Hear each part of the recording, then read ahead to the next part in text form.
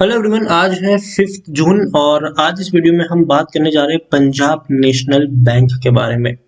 देखिए, Punjab national bank के कल नतीजे आए थे और नतीजे अगर हम देखें तो अच्छे थे, उतने बुरे रिजल्ट्स नहीं थे। और 43 रुपीस का ये शेयर है। बातचीत हम यहाँ पर जरूर करेंगे कि पंजाब नेशनल बैंक के शेयर में खरीदारी करने का क्या ये सही मौका है कि नहीं, और जिन्होंने खरीदारी करके रखी है उनको यहाँ पर क्या करना चाहिए। तो वीडियो को मैं शुरू करूं उससे पहले अगर आपने अभी तक चैनल को सब्सक्राइब नहीं किया है तो प्लीज अभी इसे सब्सक्राइब कर लीजिए, क्योंकि आगे भी बहुत सारे वीडियोस हैं जो आपको काफी ज्यादा हेल्प करेंगे। तो चलिए शुरू करते हैं। तो पंजाब नेशनल बैंक 43 रुपीज का शेयर, एक महीने में अगर देखें तो अच्छी तेजी है, 15% का ग्रोथ यहाँ पर आया है। 35 रुपए का शेयर आप देखिए 44 के करीब पहुंचा, लेकिन पिछले 2 दिनों से ये धीरे धीरे नीचे भी जा रहा है। एक साल की मैं बात करूं तो पिछले एक साल में 39% का ग्रोथ है।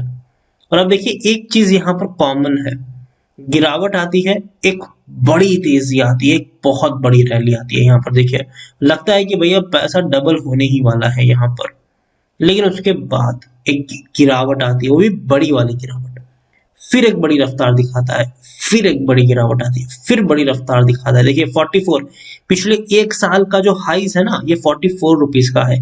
इससे पहले भी अगर हम देखने की कोशिश करें तो शेयर इसी के आसपास पहुंचा था, 43.85 रुपीस के आसपास पहुंचा था। उसके बाद टूट गया, दोबारा पहुंचा 43.55, दोबारा टूट गया ये। तो 44 का जो लेवल है वो मुझे लगता है कि बहुत ही मुश्किल रहने वाला है। और अगर एक बार शेयर इससे ऊपर निकलेगा, 45 रुपए तक निकलेगा, तब हमें थोड़े बहुत ऊपर के लक्ष्य देखने को मिल सकते हैं। लेकिन जब तक ये उसको नहीं तोड़ेगा, उसको ब्रीच नहीं करता, तब तक मुझे लगता है कि शायद दोबारा से इसके नीचे जाने के चांसेस बन सकते हैं। पिछले 3 साल की मैं बात करूं तो पिछले 3 साल में 48% की गिरावट है। देखिए, कोरोना से पहले अगर हम देखें, 2019 में बात करें, कोरोना से बहुत पहले भैया, शेयर तकरीबन तकरीबन 100 रुपए के करीब था, टूटना शुरू हुआ। ठीक है, कोरोना से पहले 60 रुपए के आसपास ही शेयर ट्रेड कर रहा था, लेकिन उसके बाद एक झटके में धड़खल्ले से जो टूटा है ये शेयर। और आप देखिए 26 रुपए, तेजी दिखाई, वापस टूटा, तेजी दिखाई, वापस टूटा, तेजी दिखाई, वापस ये टूट गया। जहां बाकी शेयर्स जो थे, ठीक है, बाकी शेयर्स, बैंकिंग के बाकी शेयर्स अगर आप देखें तो उसने एक बढ़िया रफ्तार पकड़ी थी, लेकिन पीएनबी में अभी भी वो रफ्तार नहीं पकड़ी है। ऐसा लग रहा है कि ये शेयर अभी भी एक अच्छे लेवल पर नहीं पहुंचा, इसमें अभी भी बहुत सारी जोश बाकी है। ओवरऑल हम ये कह सकते हैं कि अभी भी इसमें थोड़ी सी रफ्तार बाकी है। यहाँ पर अगर देखें तो लार्ज कैप शेयर है, 48,000 करोड़ के आसपास का मार्केट कैप है। एनएसए में देखा जाए तो 14 करोड़ से भी ज्यादा का इसका वॉल्यूम ट्रेड है। शेयर होल्डिंग की मैं बात करूं तो 73.15% की होल्डिंग प्रमोटर के पास है। प्रमोटर भैया सरकार है। यहाँ पर 4.97% की होल्डिंग एफआईएस के पास है, 0.83% की होल्डिंग म्यूचुअल फंड के पास है, 8.79% की होल्डिंग इंश्योरेंस कंपनी के पास है, और एलआईसी भी 8.34% की होल्डिंग ओन करती है। इंडिविजुअल इन्वेस्टर होल्डिंग 9.68% के आसपास है। देखिए, हाल फिलहाल में ही पीएनबी का क्यूआईपी आया था और उस क्यूआईपी 35 रुपए के आसपास का था, और अच्छी खासी फंड रेजिंग उन्होंने उस लेवल पर करी। और मैंने हमेशा कहा है कि जब भी कोई ओएफएस आता है, क्यूआईपी आता है, तो याद रखिए डिस्काउंटेड प्राइस पे होता है, और हमेशा देखने को मिला है कि शेयर उससे ऊपर ही ट्रेड करता है। यहाँ पर भी वही हुआ, क्यूआईपी के बाद अगर देखें तो अच्छी खासी रफ्तार इस शेयर ने पकड़ी है और अच्छी तेजी देखने को मिली भी है। पीएनबी के नतीजे भी आए हैं, उसके ऊपर जाए उससे पहले अगर हम देखें तो टेक्निकल रेटिंग अभी भी अच्छी है, तेजी के अभी भी संकेत बने हुए हैं, यहाँ से और ऊपर तक शेयर जा सकता है। According to Moneycontrol user 82% लोग खरीदने की सलाह दे रहे हैं, 13% लोग बेचने की बात करें, 5% लोग होल्ड करने की नसीहत यहाँ पर आपको दे रहे हैं। अब आ जाते हैं भैया रेवेन्यू के ऊपर। तो भैया इस बार कल जो रिजल्ट्स अनाउंस हुए और Q4 के जो रिजल्ट्स है उसमें कंपनी ने तकरीबन 585 करोड़ से भी ज्यादा का मुनाफा कमाया है। अच्छे प्रॉफिट से, बेहतर प्रॉफिट से, इंक्रीजिंग मोड में है ये प्रॉफिट्स। यहाँ पर हम देखें तो आप देखिए 585 करोड़ का प्रॉफिट कमाया है, जो अगर हम देखने की कोशिश करें तो उसके पीछे के जो क्वार्टर थ्री की मैं बात करूं तो 506 करोड़ का प्रॉफिट था। ठीक है, और पिछले साल अगर हम देखें तब तो 700 करोड़ का नुकसान था। तो सोचिए, पिछले साल से तो कई ज्यादा बेहतर है, और पिछले क्वार्टर से भी बेहतर है, क्योंकि पिछले क्वार्टर में 506 करोड़ का प्रॉफिट था और इस बार 585 करोड़ से भी ज्यादा का प्रॉफिट है, और पिछले साल तो 700 करोड़ का इनको नुकसान ही हो गया था। तो कह सकते हैं कि नतीजे अच्छे हैं, नतीजे शानदार हैं, नतीजे बेहतर है और तेजी के संकेत यहाँ से अभी बने रह सकते हैं।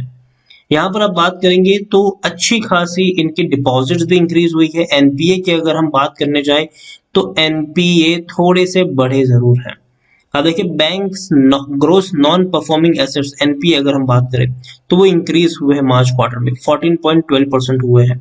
जो देखा जाए तो पिछले क्वार्टर में 12.99% हुआ करते थे। ठीक है, तो कई ज्यादा इंक्रीज यहाँ पर हमें देखने को मिला है। और टोटल इनकम की अगर हम बात करेंगे बैंक की तो टोटल इनकम भी 22,000 करोड़ है, जो बहुत ही अच्छी है क्योंकि पिछले साल 16,000 करोड़ के आसपास की थी। तो ये अच्छी है, इनकम्स इनकी बड़ी है, प्रॉफिट्स इनके बड़े हैं। हालांकि एनपीए थोड़े से इंक्रीज है, लेकिन ये हर बैंक की कहानी है, हर बैंक की कहानी है, इसमें कोई नई बात नहीं है। देखिए पंजाब नेशनल बैंक, ठीक है, ये कह सकते हैं कि एक बड़ी बैंक है, ठीक है, और इनके छोटे छोटे बच्चे भी हैं, जैसे कि पीएनबी हाउसिंग फाइनेंस की मैं बात करूं, जो पिछले एक महीने में आपका पैसा 2 गुना भी से भी ज्यादा कर चुके हैं। 130% का ग्रोथ दिखा चुका है ये। 840 रुपए का शेयर बन चुका है, वो भी 350 रुपए से, बहुत ही कम वक्त में। उसमें प्रमोटर अगर हम देखें तो कौन है, पंजाब नेशनल बैंक उसमें प्रमोटर है। 32.64% की होल्डिंग यहाँ पर पीएनबी लेकर बैठे हुए हैं। तो यही एक, इसके अलावा और भी कई सारी छोटी छोटी कंपनीज हैं जिसमें पंजाब नेशनल बैंक प्रमोटर है, और भी कई सारी कंपनीज हैं जिसमें पंजाब नेशनल बैंक एक अच्छी होल्डिंग रखती है। लेकिन फिर भी अगर हम उन सबको काउंट करें तो शेयर अभी भी सस्ता है, महंगा नहीं है।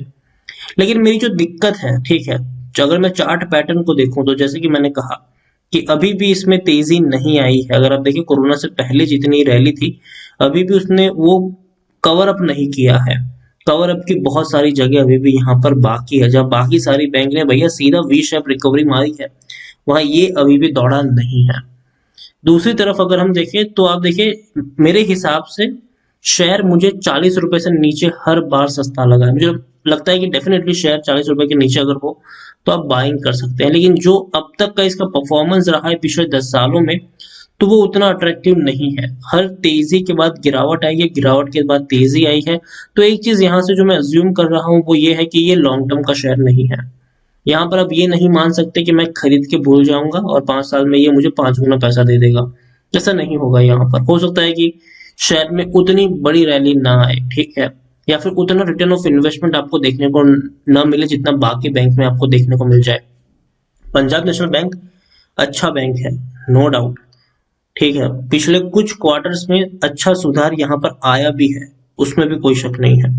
लेकिन जब तक मेरे हिसाब से 45 रुपए का लेवल ये तोड़ता नहीं है तब तक बड़ी रैली की आप उम्मीद यहाँ पर नहीं कर सकते। लेकिन एक बार इसने 45 रुपए का लेवल तोड़कर अगर ये ऊपर निकल गया तो याद रखिए आने वाले समय में और बड़े टारगेट्स देखने को मिलेंगे। लेकिन अगर यहाँ से थोड़ा नीचे जाता है तो हो सकता है कि 40 रुपए से नीचे भी ये चला जाए। लेकिन 40 रुपए से नीचे अगर ये जाएगा तो खरीदारी के दोबारा मौके बनेंगे, और उस लेवल पर मेरे हिसाब से पंजाब नेशनल बैंक 40 रुपए के नीचे डेफिनेटली आप हर बार खरीदारी यहाँ पर कर सकते हैं, 40 रुपए के नीचे। लेकिन हाँ, एक चीज ये भी कहना चाहूंगा कि ये वो शेयर है जहां पर शॉर्ट टर्म के निवेशक हो अगर आप, तो अगर आपको 7-8 रुपए का भी फायदा होता है तो एक बार के लिए प्रॉफिट बुक करना सही रहेगा।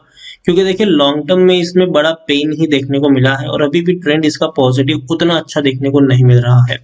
पीएनबी अच्छी बैंक है, लेकिन दिक्कत अभी भी इसमें जारी है। नतीजे अच्छे आए हैं, प्रॉफिट्स अच्छा कमाया है, इसमें कोई शक नहीं है।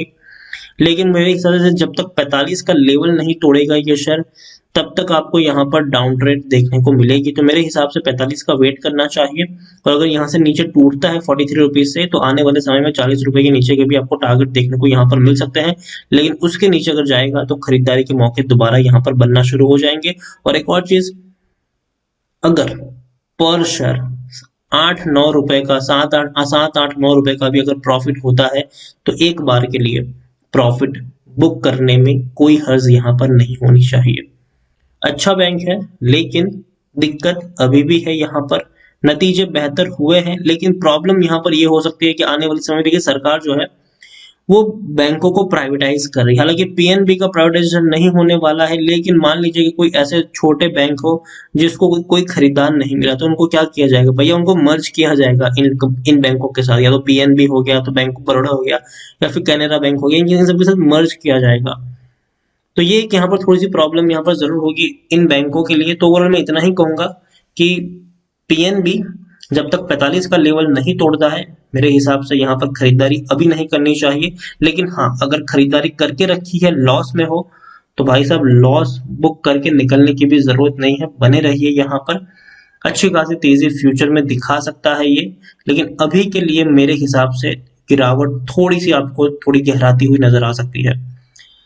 तो वीडियो को यहीं पे एंड करूंगा। पसंद आया हो तो लाइक करो, शेयर करो। चैनल पर अगर आप पहली बार आए तो प्लीज सब्सक्राइब करो। पंजाब नेशनल बैंक के बारे में आप क्या सोचते हैं वो भी आप मुझे कमेंट में लिखकर बता सकते हैं। Thank you.